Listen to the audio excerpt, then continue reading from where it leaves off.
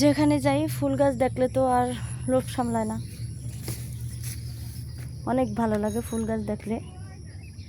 এখানে আবার ফুল গাছের ভিতরে মরিচ গাছ আছে, মরিচ ধরে আবার পেকেও গেছে। এটা কি ফুল গাছ?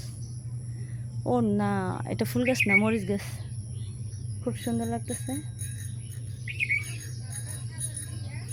এইখানেও আবার একটা ডালিম গাছ, ডালিম ধরেছে।